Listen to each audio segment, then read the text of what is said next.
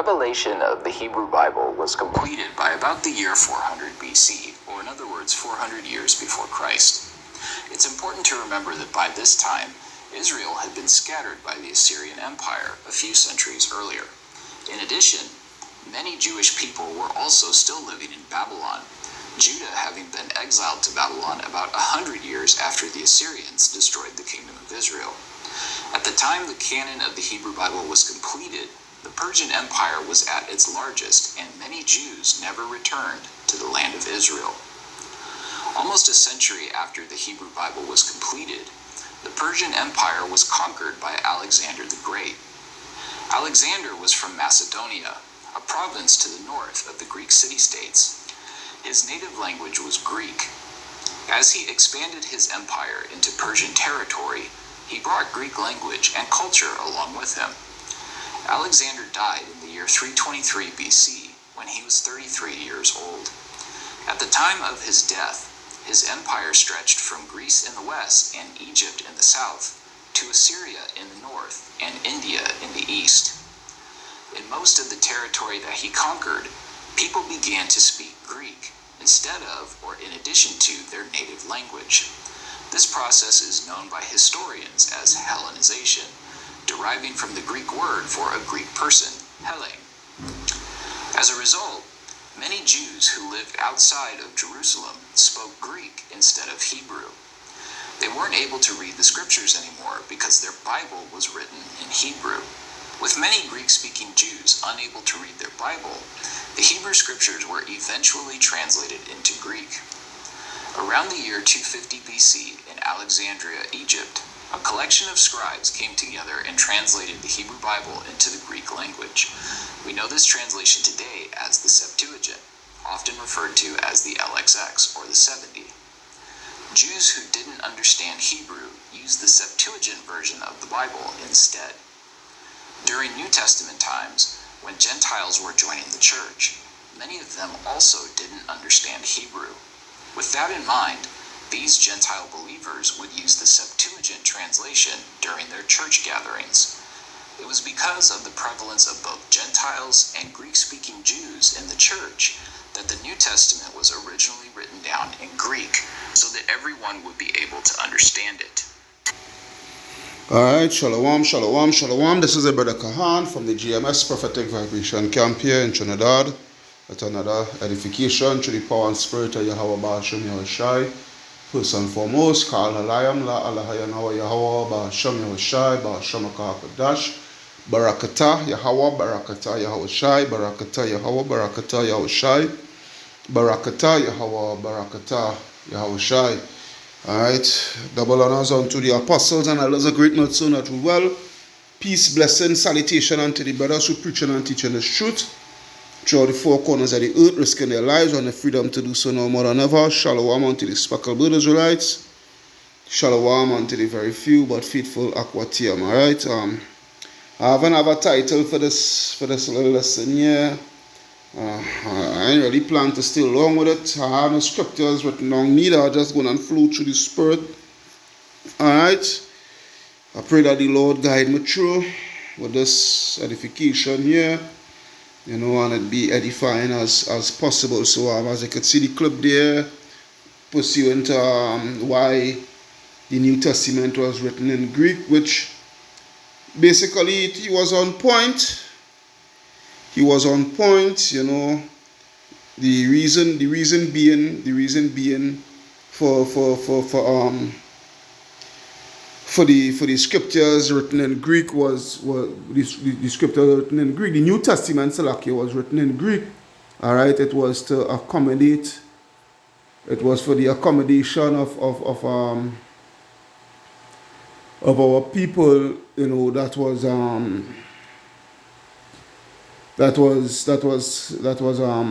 scattered, you know, that was under the rulership of the Greeks, more so Alexander. Well, after Alexander had passed, you know, he had given off his, well, just before he had passed, he had handed over his kingdom to his 4 generals, you know, with that, the Hellenization period, because Alexander, he didn't really Hellenize us really to an extent, because I forgot the name of the ruler at that time, and the high priest within Judah, all right, within Judea. As when Alexander came in, they dealt with him, they dealt with him peaceably, whatnot, so forth, and they show him in the scriptures that he is prophesied in the scriptures and whatnot, so forth, and he dealt with us fairly. All right, we just had to give him a tribute and quota of men, whatnot, so forth, whenever he called for, and he dealt with us fairly. But it was after that he had died, that is when you get your guys such as let's go to 1 Maccabees 1. All right, 1 Maccabees 1. All right, and 1, we will start with there. All right, 1 Maccabees 1 and 1, and it reads, "And it happened after that Alexander, son of Philip the Macedonian, who came out of the land of Chittim, which is modern day Cyprus, Chittim, all right, had smitten Darius, king of the Persians and Medes, that he reigned in his stead the first over Greece." All right, now this, when they go to Daniel 2, all right, Daniel 2, it speaks about, it was the head of gold, the arms and chest, silver. Alright, let me see. Let me do butcher it. Because these are things, you just had to go into, Daniel 2, 33, I think. Not 33. That's not.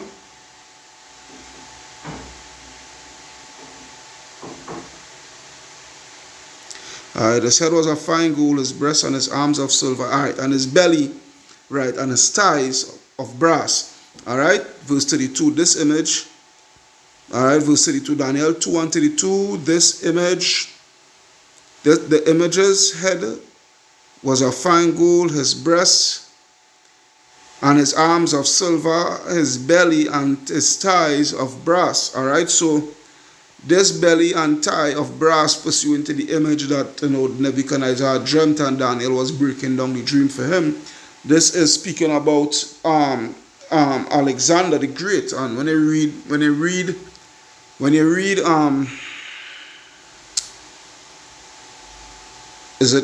read Daniel 8, Daniel chapter 8, it goes into Alexander, speaking directly about Alexander.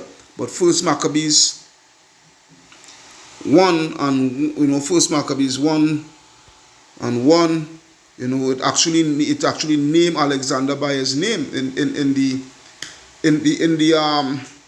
In Daniel it didn't name him, all right, but the prophecy and whatnot, so forth, when you're reading, when you read, all right, and you had you know your history and whatnot, so forth.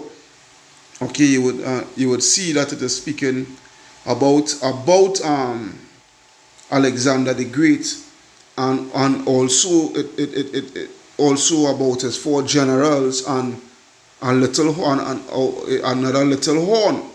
All right, which we're going into here a little bit. As I said, I don't want to stay too long in this. All right. But just to, break some points here. So it says that he reigned in his stead the first over Greece, which means he was the first so-called white man to reign over Greece. The first so-called white man, the first Edomite to gain power over the known world at the time. All right, and made many wars and won many strongholds and slew the kings of the earth and went through the ends of the earth and took spoils of many nations, insomuch that the earth was quiet before him, whereupon he was exalted and his heart was lifted up. And he gathered a mighty strong host and ruled over countries and nations and kings who became tributaries unto him. So, the other nations, he was bringing them under Hellenization.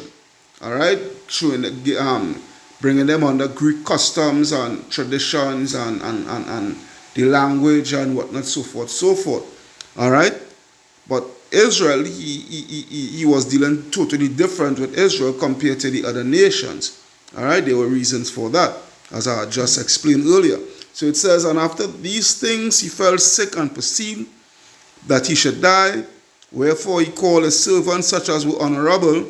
All right, these servants, these is the four, I think it's four feathers it mentioned in Daniel 8. All right, or four heads or something like that. All right, this is speaking about his servants who we call who are honorable with him. This is the four generals, and had been brought up with him from his youth, and parted his kingdom among them while he was yet alive. And when I go to, bear with me, let's get that. Alexander's. Let me see. Four generals. All right.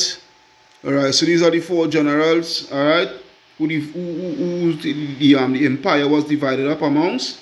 It was Ptolemy. I know Ptolemy and Seleucus for sure. The next two others always can't remember. It's Cassander and Antigonus. All right. These were the four men that his thing was split up under. But when I go to Daniel 8 and I speak about the little horn that come out from them, from out of the four, it is speaking about this guy here, it is speaking about a particular guy, which are we going to get into. All right, so let me get back to the scripture. All right. So Alexander reigned 12 years and then died, and his servants bare rule, everyone in his place. And after his day they all put crowns upon themselves, so that their sons after them many years, and evils were multiplied in the face of the earth. All right, evils. All right, and there came out of them a wicked root, Antiochus. Now Antiochus was that little horn to speaking about there in Daniel 8. All right, Antiochus. All right, Antiochus Epiphanes. All right, Antiochus surname Epiphanes, son of Antiochus the king, and they came out from the Seleucid, from Seleucid, that lineage. All right, who had been a hostage at Rome, and he reigned in 30 and 7th year of the kingdom of the Greeks. All right, now when they go down to verse 41. All right, when you go down to verse 41, where it reads, moreover, King Antiochus wrote to his whole kingdom that all should be one people, every one should leave his laws. So all the heathen agreed according to the commandment of the king. Yea, many also of the Israelites consented to his religions, and sacrificed unto idols, and profaned the Sabbath. So what you had was the Antiochus was the man. He was the man responsible for Hellenizing Israel, for Hellenizing Jake, Hellenizing the southern kingdom, because you had to remember the northern kingdom, they had already been taken into long been taken into captivity, and after the Assyrian captivity, which they had been taken into, all right, they had already came over here to the Americas. So who was left in the land? Where Israel is concerned is Judah, Benjamin, Levi. All right. So he was the man responsible for Hellenizing the southern kingdom, bringing them under strict Hellenization. All right, where our people now had ended up coming to the Grecian customs and languages and traditions and all these things. All right, it was brought upon us by force, by debt. All right.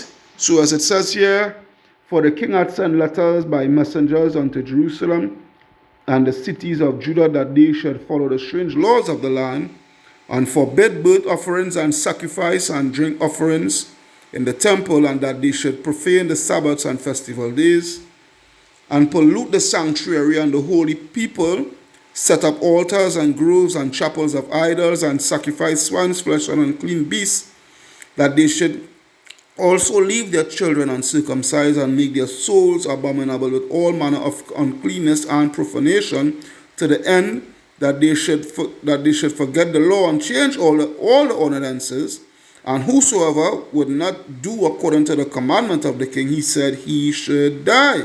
All right. So these were the criteria that we were under these Grecians. All right, these Edomites, under these Edomites. All right. And this is what brought us to Hellenization. This is what brought us, into a situation where we no longer go after our customs and what have you, so forth. Right?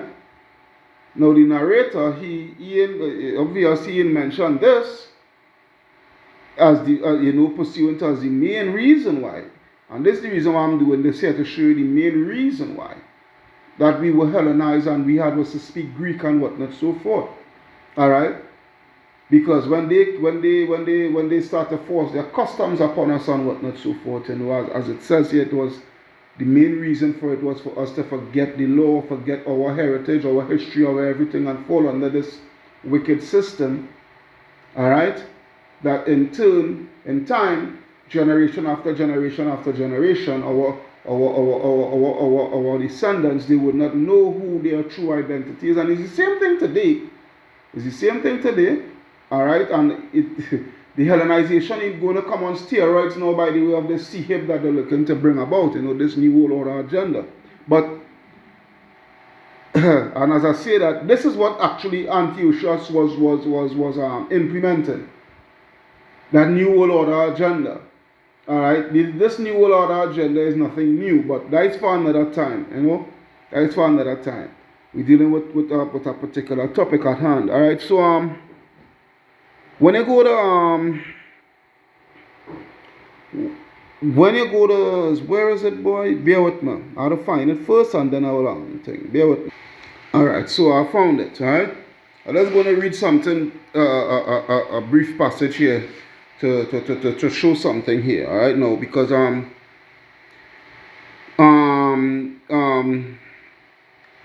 all right, let me read. This is First Maccabees 3:27. Now, when King Antiochus heard these things, the things that he had heard that made him full of indignation was the Maccabean family, that they were the ones, to start a revolt against Antiochus and his policies, his draconian measures and what have you, so forth, and he had waged war against us, and we was prevailing.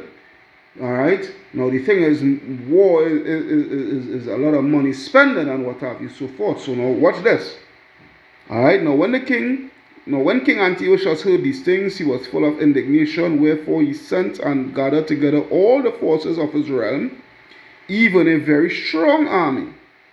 He opened also his treasure and gave his soldiers pay for a year, commanding them to be ready whensoever he should need them. Nevertheless, when he saw that the money of his treasures failed, and that the tributes in the country were small, all right, because his realm that he had, the tributes that the nations had, who he had under his control and what have you, so forth, they wasn't bringing in much. All right, so watch this. Because of the dissension and plague which he had brought upon the land, and taken away the laws which had been of old times, so the Lord started to smite these nations and what have you, so forth. All right. It reads, he feared that he should not be able to bear the charges any longer. He was going broke. All right. Now to have such gifts to give so liberally, nor to have such gifts to give so liberally as he did before, for he had abounded above the kings that were before him. Wherefore, being greatly perplexed in his mind, he determined to go into Persia, all right, there to take the tributes of the countries and to gather much money. Yeah, this is come on, you can't tell me the Grecians, they were not so-called white people, the so-called Grecians, all right, Alexander. This is the modus operandi of the so-called white man. Yeah, this is the modus operandi of the so-called white man. This is the characteristics of Esau. Come on, all right. So it says, so he left Lysias. Now this man here, this is the reason why I'm coming to this here, because this man This man gave us hell. This Lysias figure. All right. This man gave us hell. This man was a thorn in our ass. All right. He was the head man. He was the head man under Antiochus, and what have you, so forth. And he had a perpetual hatred, a perfect hatred for us. All right. And he had a great role, a great responsibility in forcing Israel, to fall under these Hellenistic ways, Hellenistic laws, and what have you, so forth. All right. So it says he left Lysias, a noble man, one of the blood royal, to oversee the affairs of the king, from the river Euphrates unto the borders of Egypt, and to bring up his son Antiochus until he came again. Moreover, he delivered unto him the half of his forces and the elephants, and gave him full charge of all things that he would have done, or as also concerning them that dwelt in Judea and Jerusalem, to wit, that he should send an army against them to destroy and root out the strength of Israel. All right, to destroy and root out the strength of Israel and the remnant of Jerusalem, and to take away their memorial from that place, and that he should place strangers in all their quarters and divide their land by lot. So the king took the half of the forces that remained and departed from Antioch, his royal city, the 147 year, and having passed the river Euphrates, he went through the high countries. Then Lysias chose Ptolemy the son of Dorymenus, and Nicanor, and Gorgias, mighty men of the king's friends. These men waged war upon war upon war upon war upon war on us. When you go and read the stories in this first and second Maccabees, you will see the sort of atrocities that these men rained upon us. All right, that some of us, that a lot of us, end up succumbing to these atrocities and what have you, so forth, and fall under, they end up bowing, they end up falling under this Hellenization, criteria. So it says, and with them he sent 40,000 footmen and 700 horsemen to go into the land of Judea and to destroy it as the king commanded. All right, so the Hellenization, as this narrator speak there, like if it was something, it wasn't no big deal and whatnot, so forth, no. All right, the Hellenization was something very great and serious. All right, and a lot of our people, they fell under the Hellenization and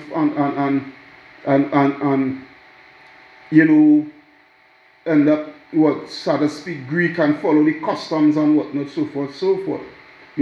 So that was the reason why, when you read the letters of Paul, the Philippians and Colossians Philippians, Colossians, Thessalonians, First and Second Thessalonians, Corinthians. These were Grecian provinces. All right, Thessalonica, Corinthian, Philippia, whatnot, so forth. These were Grecian provinces where Jake was scattered throughout. All right, and speaking Greek. So Paul, who was the man to be dealing with them, because they were Gentiles. All right, they were Gentiles. These were the Gentiles that Paul went to. All right. Don't let the narrator fool you and thinking, it was of all different nations, of all different, when I say different nations, different races I'm speaking about. No. It was Israelites that was scattered into these places. Those letters in the New Testament and what have you. All right. It was to Israel that was scattered throughout. When they go to James. Let's take a look at James 1:1. All right. Let's take a look at James 1:1.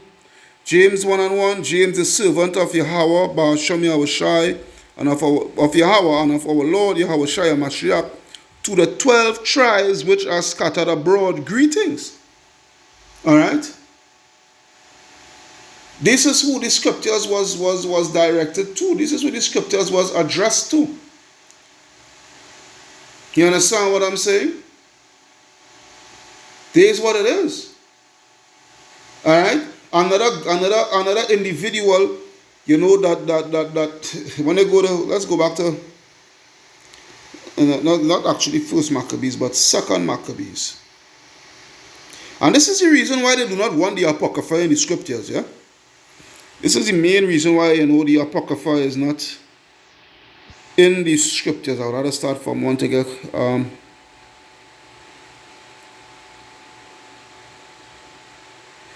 alright, this is going into Jason. Alright, Jason who was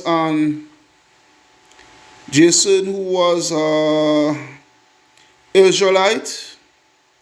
Alright. I will start from verse 1. This is 2 Maccabees 4:1. It reads, this Simon now, of whom we speak afore, having been a brewer of the money and of his country, slandered Onias. This was a wicked individual that tried to he went to who was the guy boy? Who was the king at that time? Apollonius, and I think was Apollonius ended up selling Heladari because he wanted it was Seleucus. All right, it was Seleucus. All right, but Simon, he wanted reign over the treasury and whatnot, to rob the treasury, you know, and spend, you know, greedy niggers and wicked niggers. All right, to make a long story short, and when Onias was holding his foot, because Onias was a righteous man, you know, he went and,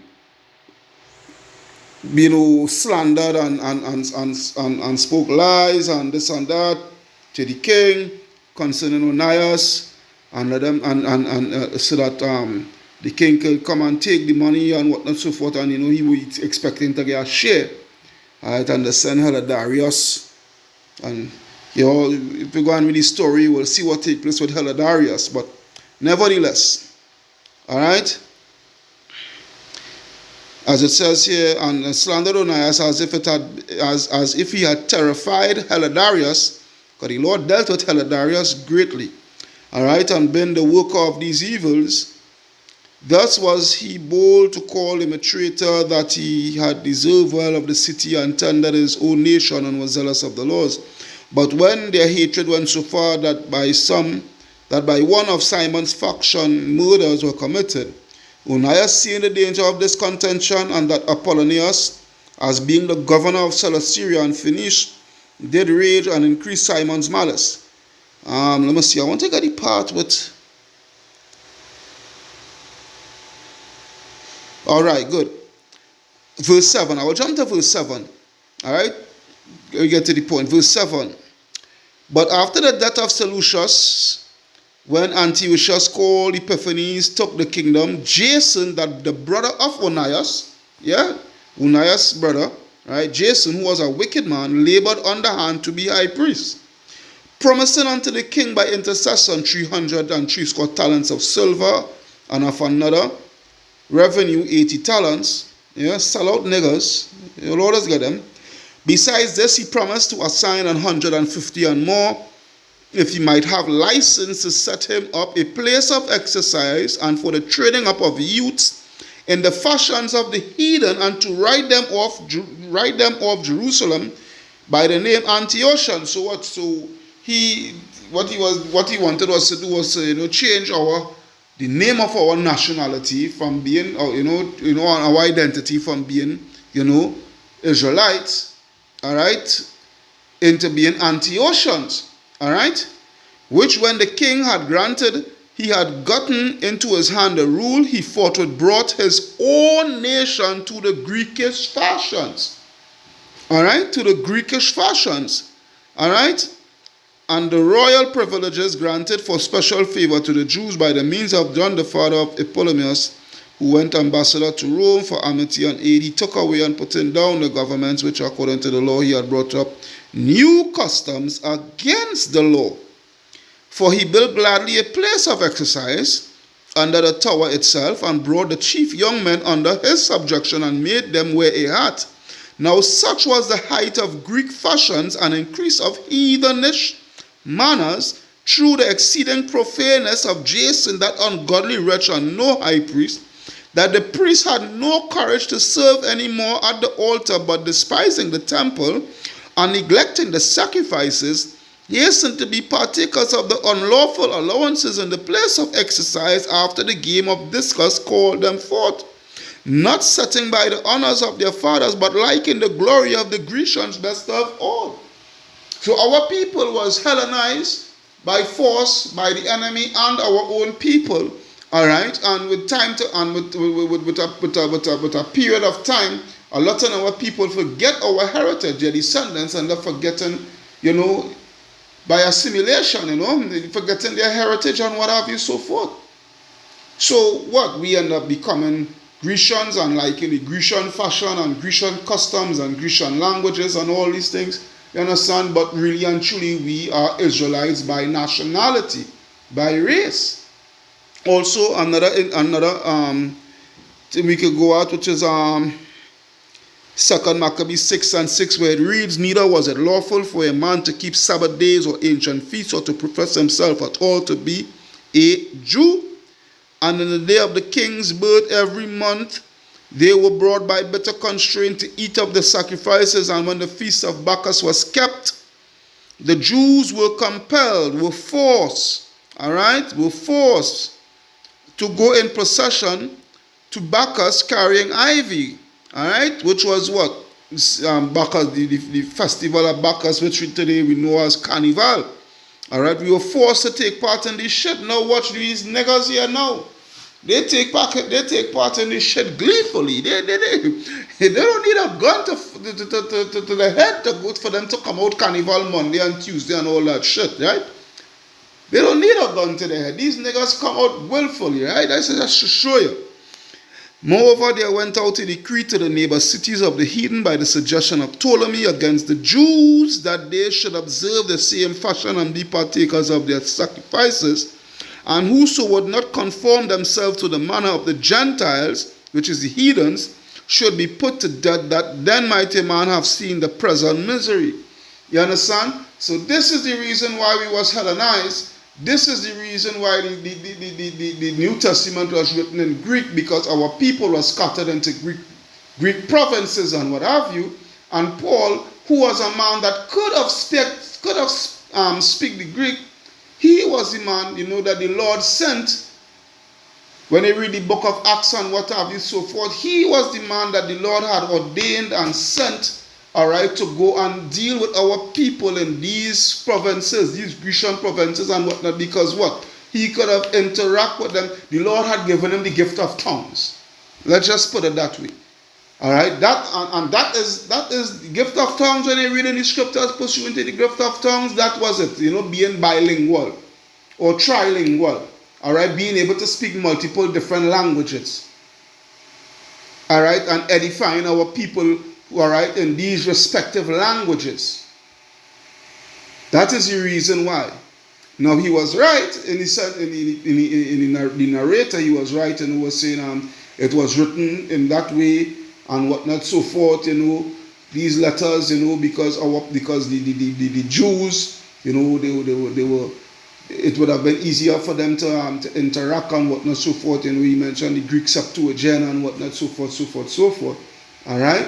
But the point where I'm getting at is how the Hellenization come about, why Jake was Hellenized and whatnot, so forth, which it also goes back to the curses and what have you. All right, and that those Gentiles that was being brought, those Gentiles that was entering into the fold and what have you, so forth, was actually Israelites in a Gentile state of mind, following after the manners of the Gentiles and whatnot, So these waiters here, as I say, I wanted to stay too long on half an hour in it already. Alright. Just give a little insight and what have you, so forth, so forth. Alright. I hope you all was edified through the power and spirit of Yahweh Ba'ashem Yahweh Shai. Alright, so call Halayam La Alahayanawa Yahweh Ba'ashem Yahweh Shai. Ba'ashamaka Kodash, double honors unto the apostles and the elders of Great Millstone that rule well. Peace, blessing, salutation unto the brothers who preaching and teaching the truth throughout the four corners of the earth, risking their lives on the freedom to do so now more than ever. And shalom unto the speckled Israelites, shalom unto the very few but faithful Akwatiyam, which is his sisters. Alright, your brother Kahan from the GMS Prophetic Vibration Camp signing out saying shalom.